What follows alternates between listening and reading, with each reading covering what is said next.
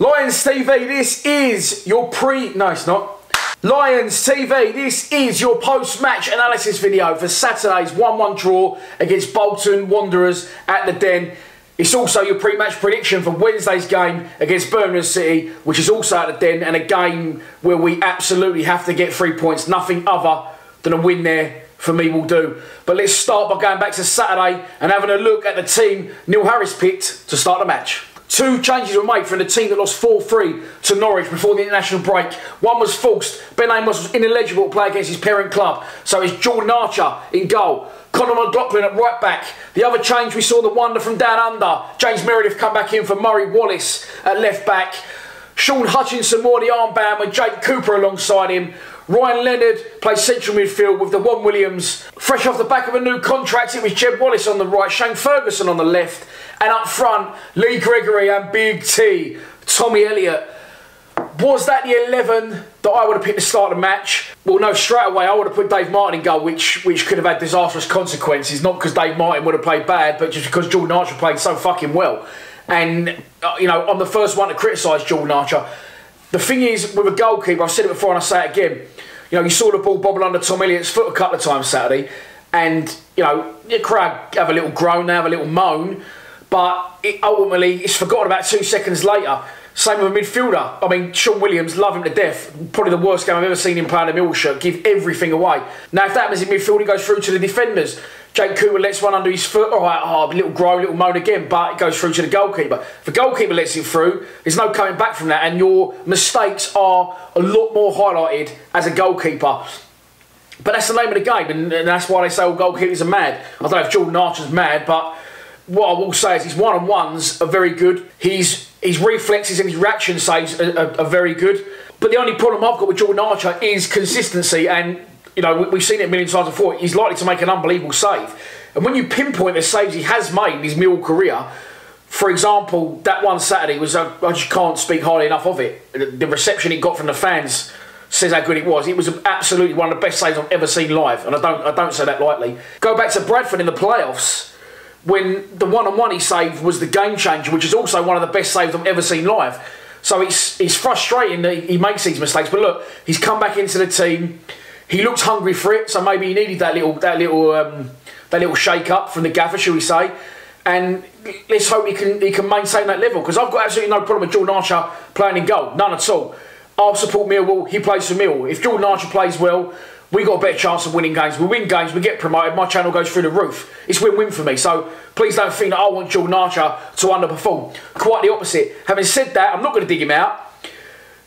If you were a bricklayer, for example, and you go and lay 150 bricks in a day, you don't expect the footman to walk round at the end of it and go, fucking hell, that is absolutely sensational. He's laid 150 bricks. It's his job to lay bricks. Jordan Archer's job is to save the ball. He did everything his job warranted on Saturday. He made 2 other saves. The one on one was a good save. The one in the second half was a good save. There's saves I'd expect my goalkeeper to make. The reaction save. The game started out and it was quite end-to-end. Sort of first 5 minutes it was lively. But as it went on, Bolton grew and grew more and more into the game. And when they took the lead, it didn't surprise me. We usually concede and we let teams have possession out wide. They get a lot of crosses into the box.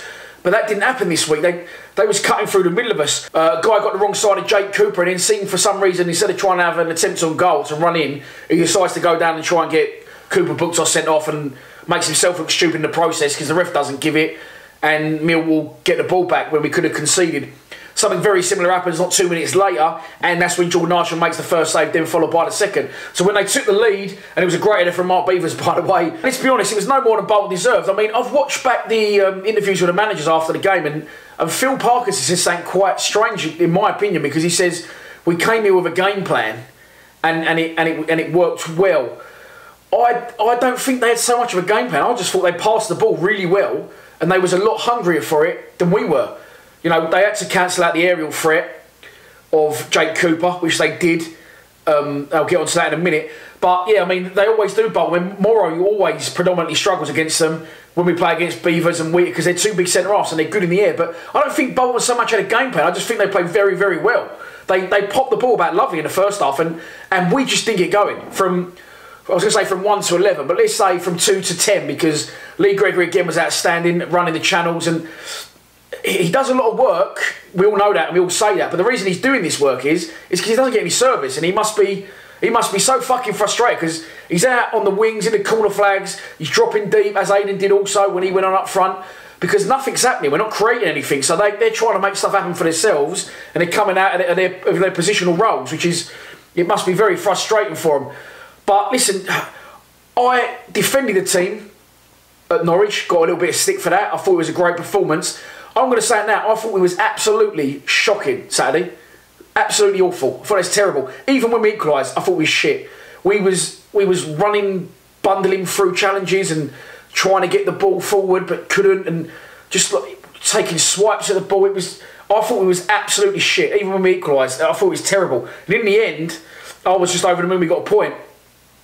We started to play well, in my opinion, from about the 85th minute onwards. But again, you know, what could Neil Harris do there? He can only train them all week and get them in the right frame of mind, something he's managed to get him to do for the last 2 seasons. We got promoted winning a 17-game unbeaten run. He can motivate the players. He can say that he can prepare them all he likes the same way he always does.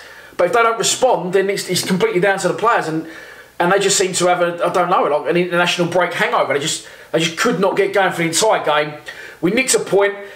Decisions were made to bring substitutions on, and I thought they worked well. I must admit, I've always thought Conor McLaughlin's corner, but again, you know, as I said, he didn't play well. I thought the whole back four I was asleep, to be honest, for most of the game. Meredith, I think Meredith kept getting caught on the wrong side of people, and he kept giving away fouls. And when Scalak come on and Shane Ferguson went to left back, I think that worked really, really well, and I think Mezzers could be in trouble to start against Birmingham on Wednesday. Yuri Scalak's come off the bench and he's got a goal, and I don't know, I just like him coming forward. I know he's not the finished article yet, but I think there's definitely a player in there, and with a run of games on a settled side, as in left or right, you know, and a chance, an opportunity to build an understanding with the fullback that he's with, as Jed and Romeo have on the right, I think him and Fergie could possibly work left. So yeah, a very frustrating day, but at the end of the day, I was pleased that we got a point, because for 85 minutes, I didn't think we was going to get fuck all. And they did grind it out. They did eventually, you know, respond to the substitutions and maybe what the manager was saying to them. But at the same time, let's not get ahead of ourselves. We've won 3 straight games in the league at home, and you can't keep winning at home constantly. So I'll take the positives from that.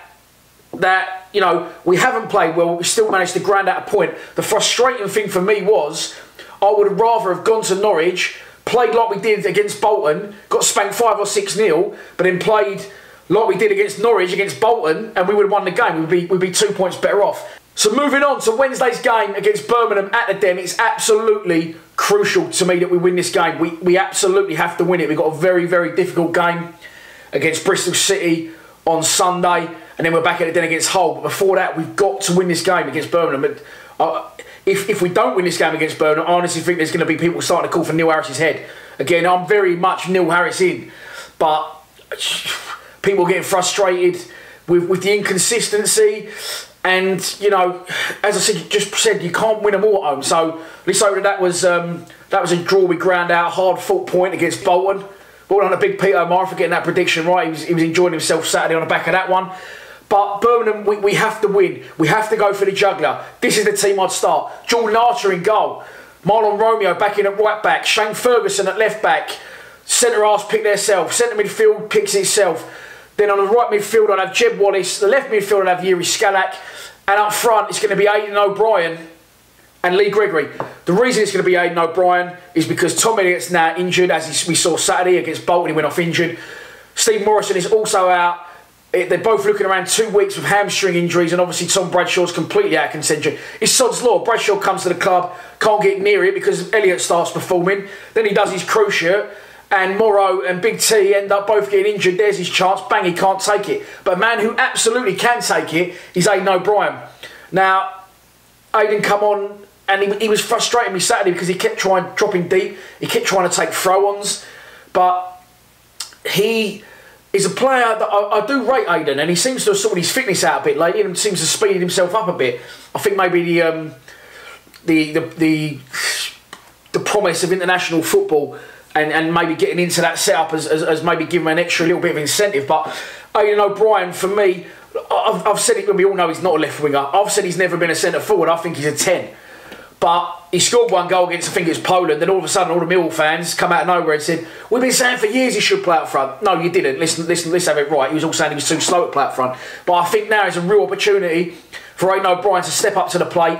We won't play direct because Aidan's not very good in the air, and neither, Gregor's ain't their game. So I think we will play on the floor. I think we will play on the channels, and it's a perfect opportunity to get Scalak on the ball, get Wallace in the ball. Because one thing, Aidan O'Brien is probably the best finisher at the club. Not probably. I would say he's definitely the best finisher at the club. He's got an eye for goal. AOB. The onion bag does exactly what it says on the tin. I've babbled on for far too long. I like to keep these VTs under 10 minutes long. I am going to go for a 2-0 Millwall win with the old 1-2. Lee Gregory and his new strike partner, Aidan O'Brien, to get the goals. So that's your lot on this pre and post match video on the 2Bs, Bolton and Birmingham. It's on to the Den Wednesday, a massive 3 points needed. And after that, we can focus on the 3rd B, which is Bristol City away on Sunday.